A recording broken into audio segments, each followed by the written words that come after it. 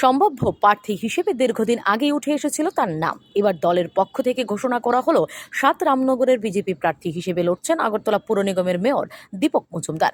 এলাকার জনপ্রিয় বিধায়ক সুরজিৎ দত্তের মৃত্যুর পর বিধায়কের পদটি শূন্য রয়ে গিয়েছিল, তাই লোকসভা নির্বাচনের সঙ্গেই রামনগর কেন্দ্রে ঘোষণা করা হয়েছিল উপনির্বাচনের। শুক্রবার রামনগর কেন্দ্রের প্রার্থী হিসেবে মনোনয়নপত্র জমা দিয়েছেন সিপিআইএমের রতন দাস। তার প্রতিদ্বন্দ্বী হিসেবে এবার ঘোষিত হলো দীপক মজুমদারের নাম ঘোষণার পরই দলীয় কর্মীর সমর্থকদের মধ্যে উচ্ছ্বাস লক্ষ্য করা যায়। বাজি পটকা পুড়িয়ে তারা ফুলের শুভেচ্ছা জানান প্রার্থী দীপক মজুমদারকে।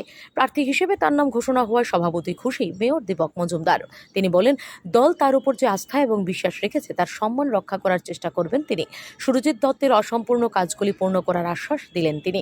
শ্রী মজুমদার বলেন, নিগমের মেয়র হিসেবে এই এলাকার সম্পর্কে অবগত রয়েছেন তিনি।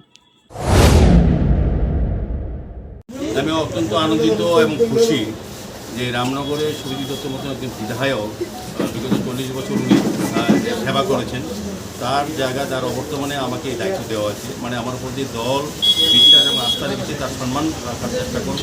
আমি অত্যন্ত আনন্দিত। রামনগরবাসীর যে প্রত্যাশা রয়েছে সেই প্রত্যাশা পূরণে আপনার কি ভূমিকা থাকবে?